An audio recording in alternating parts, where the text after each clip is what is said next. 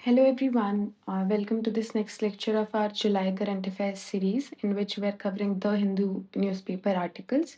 So आज हमारे पास जो आर्टिकल है it is prison violence in Sri Lanka.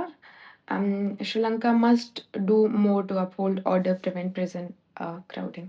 Anyways, सबसे पहले हम एक क्वेश्चन पूछते हैं फिर देखेंगे what happened. मान लीजिए एक प्रिजन है उसका क्या क्या ऑब्जेक्टिव क्या क्या पर्पस होता है. तो नॉर्मली हम सोचते हैं कि प्रिज़न का काम क्रिमिनल्स को पनिशमेंट देना है, लेकिन जो मॉडर्न क्रिमिनल जस्टिस सिस्टम है, उसके अकॉर्डिंग सिर्फ पनिशमेंट देने की जगह नहीं है प्रिज़न. इसके 4 मेन ऑब्जेक्टिव्स होते हैं. There are 4 main objectives for a prison. क्या ऑब्जेक्टिव्स होते हैं? There are 4 main objectives. बहुत ही गंदी चल रही है. There are 4 main objectives.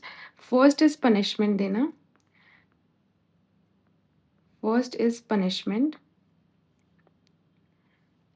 है ना? फर्स्ट इज़ पनिशमेंट कि सज़ा देना है, ठीक है? क्राइम का कॉन्सिक्वेंस उनको मिलना चाहिए. दूसरा होता है डेटरेंस. डेटरेंस डेटरेंस मतलब डर पैदा करना कि दूसरे लोग क्राइम करने से डरें. थर्ड होता है प्रोटेक्शन ऑफ सोसाइटी. ये पेंसिल बहुत बेकार चल रही है. Let's just try this. इसको ट्राई करते हैं. एनीवेज, ठीक है. थर्ड क्या होता है? थर्ड होता है protection of society. Protection of society. And then fourth is reformation. What is that? Reformation मतलब सुधार करना कि क्रिमिनल्स जो है उनका सुधार किया जाए और उनको एक रिस्पॉन्सिबल सिटीजन बनाया जाए सोसाइटी का. ठीक है. आज दुनिया के ऑलमोस्ट सारे डेमोक्रेटिक कंट्रीज जो हैं वो ये रिफॉर्मेटिव थ्योरी ऑफ पनिशमेंट को फॉलो कर रहे हैं. किसको फॉलो कर रहे हैं? This reformative. I'm sorry for my pencil writing, it's acting weird right now. Reformative theory of punishment. Okay. आज लगभग सारे डेमोक्रेटिक कंट्रीज जो हैं वो इस थ्योरी को फॉलो कर रहे हैं. ठीक है. क्राइम को पनिश करो, क्रिमिनल को रिफॉर्म करो. इस थ्योरी पे और वो काम करते हैं. एनीवेज, ठीक है. तो इसलिए प्रिज़न को कभी भी टॉर्चर सेंटर या रिवेंज सेंटर नहीं माना जाता. It's a reform centre along with वही आपने जो किया उसके कॉन्सिक्वेंसेस आपको फेस करने पड़ेंगे. तो दे वर द 4 ऑब्जेक्टिव. फर्स्ट ये कि पनिशमेंट देना. दूसरा डेटरेंस कि डर पैदा हो कि बाकी लोग ना करें. Third is protection of the society. Dangerous criminals को सोसाइटी से अलग रखना. And the last is reformation. Last मतलब ये नहीं है कि लास्ट प्रायोरिटी है, but these are the 4 objectives. उनमें से रिफॉर्मेशन सुधार. ठीक है. लेकिन प्रॉब्लम क्या हुई श्रीलंका में, दैट ये न्यूज़ हम पढ़ेंगे. तो श्रीलंका का एक प्रिजन जो है उसके अंदर अचानक बहुत वायलेंट राइट या दंगा हो गया. उससे क्या रिजल्ट हुआ कि ऑलमोस्ट 28 इनमेट्स जो हैं और प्रिजन गार्ड्स वगैरह हैं, वी लॉस्ट देम. और 100 से ज़्यादा लोग जो हैं वो इंजर हुए, है ना? बहुत सारे प्रिज़नर्स को दूसरी जेल में शिफ्ट करना पड़ा. अब इससे क्वेश्चन उठता है कि प्रिज़न के अंदर इतना वायलेंस कैसे हो गया, है ना? इतना इतना वायलेंस कैसे हो गया प्रिज़न के अंदर? तो इसके कुछ रीज़न हैं और ये आज से नहीं, ये डेकेड से चल रही प्रॉब्लम का रिज़ल्ट था. फर्स्ट रीज़न देखते हैं इसका रूट कॉज़ क्या, व्हिच वाज़ प्रिज़न ओवरक्राउडिंग. सबसे बड़ी प्रॉब्लम है ये प्रिज़न्स में, है ना? ओवरक्राउडिंग का क्या मतलब होता है कि जितने रूम्स हैं उससे ज़्यादा कैपेसिटी में आपने लोग रखे हुए हैं. मान लीजिए 4 रूम्स हैं, उनकी कैपेसिटी 10 लोगों की है, लेकिन वहाँ पे 30 लोग भर रखे हैं आपने. तो अब इससे क्या होगा? ओवरक्राउडिंग की वज़ह से क्या होगा कि जगह कम बचेगी लोगों के पास में, बाथरूम्स कम होंगे, पानी कम होगा, खाना कम मिलेगा. छोटी-छोटी बात पे लड़ाई होगी. एग्ज़ैक्टली यही प्रिज़न में हुआ. फ्रस्ट्रेशन बिल्ड हो जाती है, स्ट्रेस डेवलप हो जाता है, उसकी वज़ह से people are more prone to fight with others, right? फिर श्रीलंका की सिचुएशन अभी ऑफिशियल कैपेसिटी उनकी क्लोज टू 11,000 है. 11,000 not exactly the same but 10,000 कुछ करके है, बट ऑफिशियल कैपेसिटी मान लो कि क्लोज टू 11,000 है उनकी. एक्चुअली प्रिज़नर्स वहाँ पे हैं 28-29,000 मतलब 10,000 11,000 की कैपेसिटी है, आपने 28-29,000 लोग प्रिज़न में भर रखे हैं। Almost 3x almost 3x time ज़्यादा लोग हैं। है ना? वो वही बात है कि एक बैरक में 20 लोगों के लिए एक बैरक जो है वो 20 लोगों के लिए बनी थी, वहाँ पे 55-60 लोग आपने भर दिए हैं। तो हर आदमी जो है वो स्ट्रेस्ड रहेगा।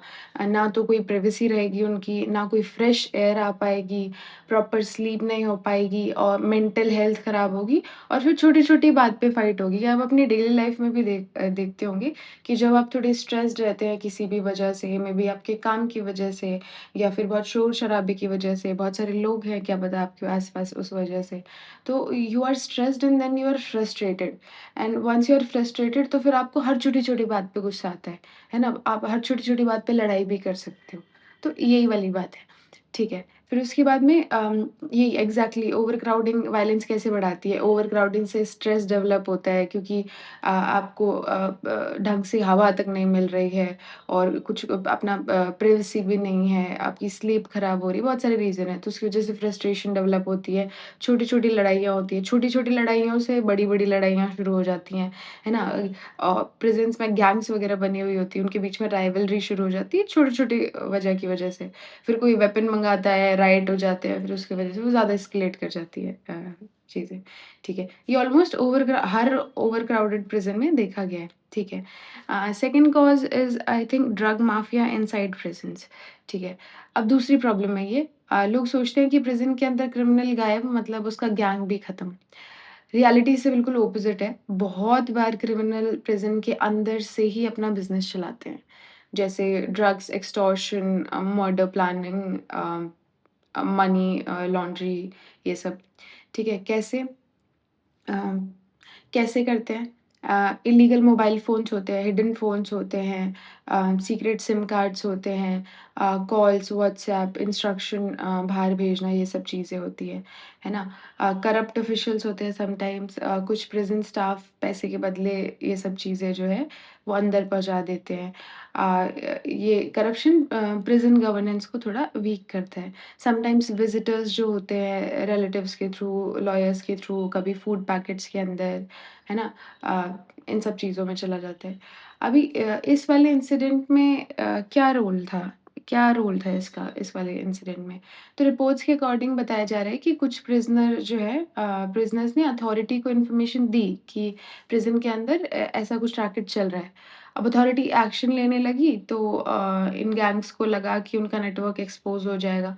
फिर टेंशन बढ़ने लगी, इसी बीच जो है वो वायलेंस एक्सप्लोड हो गया। Third is the gang rivalry, है ना?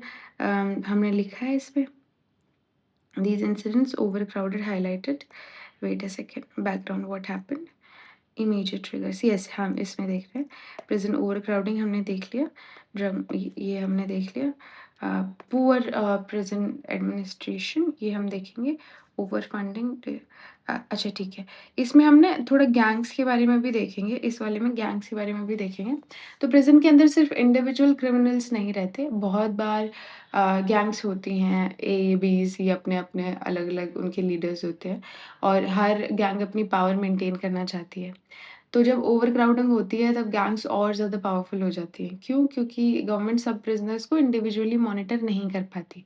तो फिर ये गैंग्स ही जो है वो अनऑफ़िशियल रूलर्स बन जाते हैं। ये रैकेट्स कंट्रोल करते हैं, फूड कंट्रोल करते हैं, प्रोटेक्शन मनी लेते हैं और नए प्रिज़नर्स को रिक्रूट करते हैं। इसलिए प्रिज़न कभी-कभी सोसाइटी से भी ज़्यादा डेंजरस हो जाता है। ठीक है? तो हमने ये रैकेट्स देखे फर्स्ट हमने देखा overcrowding was the reason, then weak administration is also one reason है ना, poor prison administration is also one reason. कैसे? एडमिनिस्ट्रेशन का मतलब सिर्फ़ जेल बनाना नहीं होता, उसका मतलब है सिक्योरिटी, सर्विलेंस, इंटेलिजेंस, डिसिप्लिन, है ना? इमरजेंसी रिस्पॉन्स वग़ैरह ये सब देना। श्रीलंका में ये सब वीक था। एग्ज़ाम्पल अगर प्रिज़नर गार्ड से वेपन भी छीन ले तो इसका मतलब सिक्योरिटी सिस्टम फ़ेल हो गया। वेपन्स प्रिज़नर्स के हाथ कैसे आए, ये गवर्नेंस फेलियर है ना?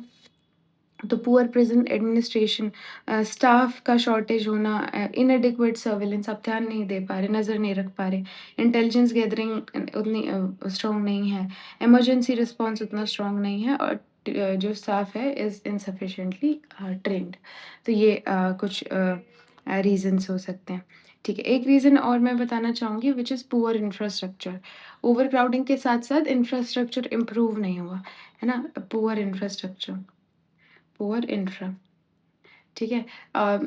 Dirty bathrooms, poor sanitation, insufficient water है, वेंटिलेशन नहीं है, हॉस्पिटल्स काफ़ी पुअर हैं, डॉक्टर्स इनसफिशिएंट है, ये सब भी फ्रस्ट्रेशन को इंक्रीज़ करते हैं, ठीक है?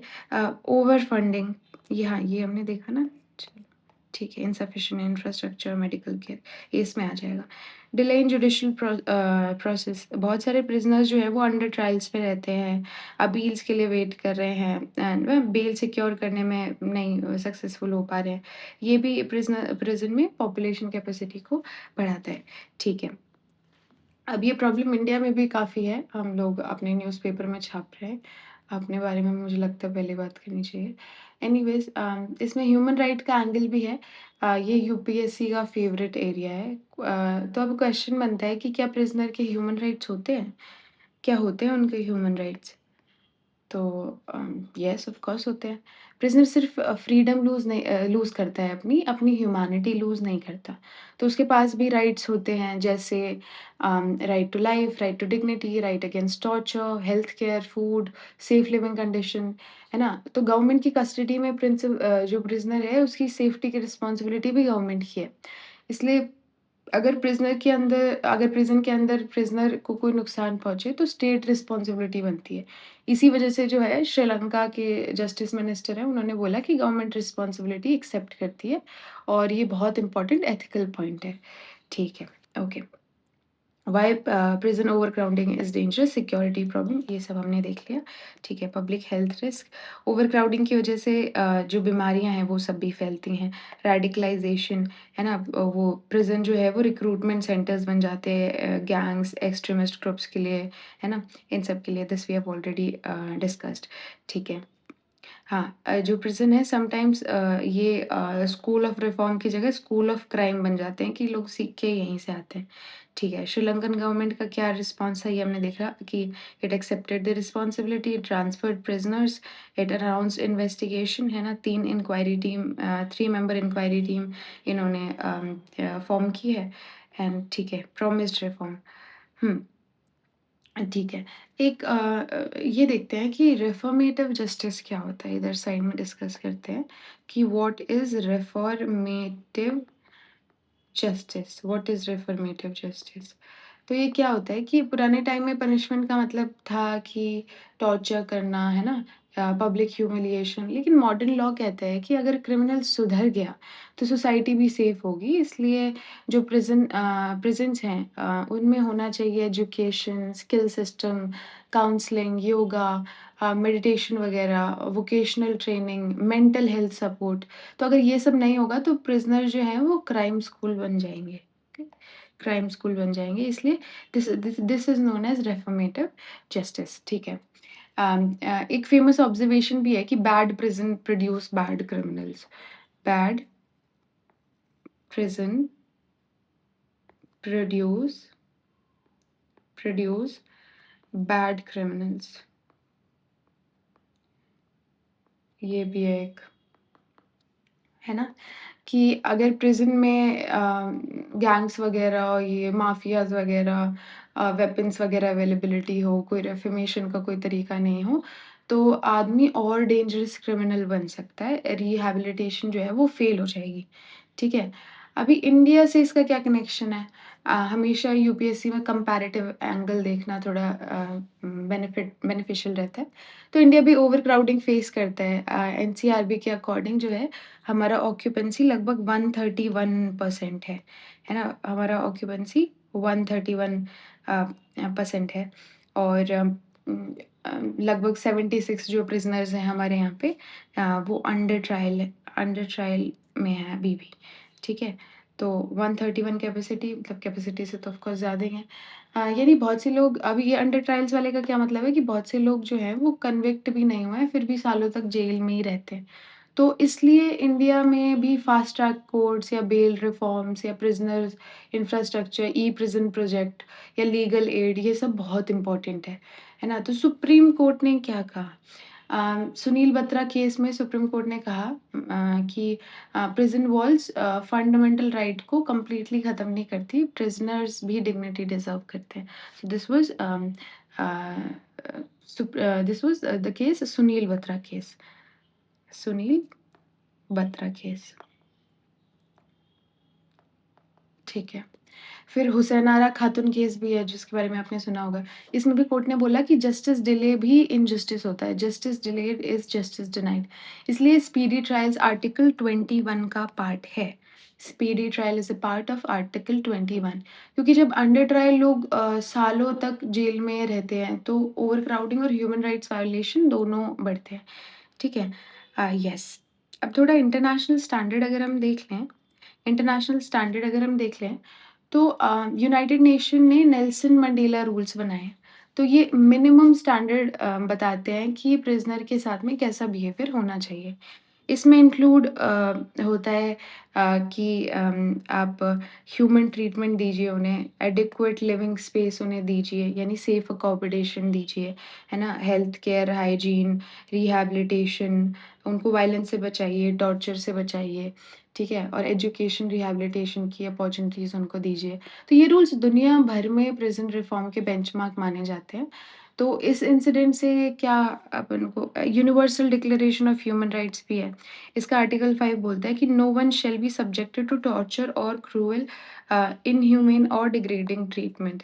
ये यूडीएचआर हमको बोलता है, इसका आर्टिकल 5 बोलता है कि किसी को भी टॉर्चर, क्रुएलिटी, इनह्यूमन या फिर किसी तरीके का बेकार ट्रीटमेंट नहीं देना चाहिए। Then we have international covenant on civil and political rights. ये भी गारंटी करता है human treatment of prisoners, right to life and dignity, है ना? ठीक है, ये हमने डिस्कस कर लिया है। आर्टिकल 14 जो है हमारे इंडियन कॉन्स्टिट्यूशन का वो भी इक्वालिटी बिफोर लॉ को सपोर्ट करता है। आर्टिकल 39 है ए है वो equal justice and free legal aid की बात करता है। ठीक है?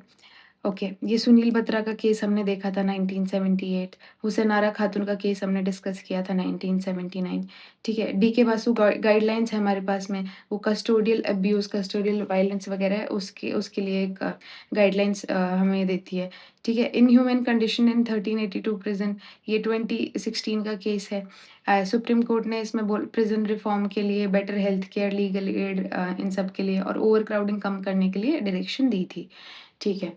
अम, तो इस इंसिडेंट से हमको क्या लेसन मिलता है? तो इस इंसिडेंट से बहुत सारे कंबाइंड इश्यूज़ सामने आते हैं, जैसे गवर्नमेंट फेलियर हो गया, ह्यूमन राइट्स वायलेशन हो गया, क्रिमिनल जस्टिस हो गया, रैकेट्स हो गए, माफियाज़ हो गए, गैंग्स हो गए, इनको कंट्रोल करना, पब्लिक एडमिनिस्ट्रेशन का फेलियर है कि नहीं है, उसको इम्प्रूव करना, इंटरनल सिक्योरिटी और एथिक्स वगैरह सबके डायमेंशंस आते हैं। ठीक है? तो अगर प्रिज़न्स को सिर्फ़ पनिशमेंट सेंटर बनाया जाएगा तो रिफ़ॉर्म नहीं होंगे, तो वो सोसाइटी के लिए और बड़ा सिक्योरिटी थ्रेट बन सकते हैं। ठीक है? चैलेंजेस प्रिज़न एडमिनिस्ट्रेशन में क्या है? अंडर स्टाफिंग है ना? स्टाफ एडिक्वेट नहीं है, इंफ्रास्ट्रक्चर पुअर है, वहाँ के बाथरूम्स, हेल्थ केयर, सैनिटेशन ये सब अच्छा नहीं है। डिलेड ट्रायल्स होते हैं, ट्रायल्स को काफ़ी साल लग जाते हैं, रिहैबिलिटेशन अच्छे से नहीं कर पाते, करप्शन का प्रॉब्लम है, पैसे खिला के और वही चीज़ें बहुत अजीब और बेकार हो जाती हैं। ड्रग स्मगलिंग वगैरह, गैंग कंट्रोल वगैरह, मेंटल हेल्थ नेग्लेक्ट, है ना? सर्विलेंस इनएडिक्वेट रहता है और वोकेशनल ट्रेनिंग भी लिमिटेड रहती है। वे फॉरवर्ड क्या है? अभी यही चीज़ों को हम ठीक कर सकते हैं। कुछ शॉर्ट टर्म फॉरवर्ड्स है, कुछ medium term and then long term. Short term में हम क्या कर सकते हैं? जो वायलेंट ऑफेंडर्स हैं उनको अंडर ट्रायल से अलग कर दो, ठीक है? नहीं तो फ़र्क तो पड़ेगा। फिर प्रिज़न की जो इंटेलिजेंस है, आपका सर्विलेंस है, इंटेलिजेंस गैदरिंग है, उसको इम्प्रूव करो। फिर सीसीटीवी और सर्विलेंस वगैरह है, उनको और ज़्यादा ठीक करो। ये प्रिवेंट करो, ये स्मगलिंग वगैरह ना हो पाए, है ना? और जो ट्रेन्ड प्रिज़न स्टाफ है उसको इंक्रीज़ करो। ये शॉर्ट टर्म हमारे वो हो जाएँगे, वे फॉरवर्ड्स हो जाएँगे। मीडियम टर्म में हम क्या कर सकते हैं? Fast track pending criminal cases, जो पेंडिंग क्रिमिनल केसेज़ हैं उनको जल्दी से सॉर्ट करो। एक्सपैंड प्रिज़न इंफ्रास्ट्रक्चर, इंफ्रास्ट्रक्चर को बढ़ाओ प्रिज़न के। Increase use of bail for minor offences, जिनके छोटे-छोटे ऑफेंस हैं उनको बेल दे दो। प्रमोट पेरोल एंड प्रोबेशन, वही कि अगर भेज सकते हो बाहर कुछ टाइम के लिए तो भेज दो। डिजिटाइज़ प्रिज़न मैनेजमेंट, तो डिजिटल डिजिटल जो है रेवोल्यूशन यहाँ भी पहुँच गया। डिजिटाइज़ प्रिज़न मैनेजमेंट को थोड़ा डिजिटाइज़ करो। रियल टाइम मॉनिटरिंग रखो, ये सब चीज़ें। डैशबोर्ड रखो, वो सब। लॉन्ग टर्म क्या है? प्यूनिटिव से रिफॉर्मेटिव जस्टिस पे शिफ्ट करना है। स्किल डेवलपमेंट पे ध्यान देना है। स्किल डेवलपमेंट और एजुकेशन पे ध्यान देना है। उनकी काउंसलिंग, साइकोलॉजिकल काउंसलिंग कीजिए, कैसे सोचते हैं, क्या उनको वो वायलेंट एक्टिविटीज़ करने के लिए और ज़्यादा एनकरेज करता है, what are there traumas and what all, ठीक है? कम्युनिटी बेस्ड करेक्शन होना चाहिए, इंडिपेंडेंट प्रिज़न ओवरसाइट होनी चाहिए और रेगुलर ह्यूमन राइट्स ऑडिट भी होना चाहिए, ठीक है? गवर्नेंस पर्सपेक्टिव से एक अच्छा प्रेज़ेंट जो है वो गवर्नेंस रिफ्लेक्ट करता है। क्या rule of law reflect reflect करता है, human rights, accountability, transparency, efficient criminal justice और सोशल रीइंटीग्रेशन, की वापस से सोसाइटी में उन्हें रीइंटीग्रेट किया जाए, ठीक है? So these are your keywords which you can use in mains. Yes, okay. This is the flowchart: overcrowding, poor living conditions, stress plus violence, gang formation, networks, and then rights. ठीक है, then human right violation और what all, ठीक है। The Nelson Mandela rules, ये हमारा prelims का MCQ है, sample MCQ है। The Nelson Mandela rules are related to refugee protection, treatment of prisoners, international humanitarian law during war, and prevention of terrorism. तो answer is B, ठीक है। Which article of Indian Constitution has been interpreted to protect the dignity and basic rights of the prisoner? Which article? Article 21, right to life and liberty, right? ठीक है. Which Supreme Court case recognize the right to speedy trials as a part of Article 21? कौन सा case था ये? ये हमने देखा था, हुसैन आरा खातून वाला केस था. ठीक है. Which of the following contributors to prisoner overcrowding? Large under trial population? Yes. Delayed judicial process? Yes. Limited use of bails for eligible person? Yes. So I think 1, 2, and 3 all are the correct answer. Okay, next question is prison reform in India primarily fall under which schedule of the constitution? ये schedule नहीं, which list of schedule 7 list आएगा यहाँ पे। Schedule तो 7 होता ही है ना? तो ये क्या स्टेट सब्जेक्ट है, यूनियन सब्जेक्ट है, कंकरेंट सब्जेक्ट है, क्या किस में आते हैं? रेसिडुअरी उसमें आते हैं। तो ये स्टेट लिस्ट में आता है, जो प्रिज़न्स वगैरह हैं वो स्टेट लिस्ट में आती हैं। ठीक है। नेक्स्ट हमारा मेंस का क्वेश्चन है, prison overcrowding poses serious challenges to governance, human rights and internal security. Discuss the structure cause of overcrowding and suggest reform to transform prisons into institution of rehabilitation rather than punishment. तो ये आपका mains का question है. You can just sit down and try to write it. Okay, that's it for the video. अगर आपको ये video किसी भी तरीके से informative लगी हो तो please hit the like button and subscribe to my channel and keep learning. Thank you so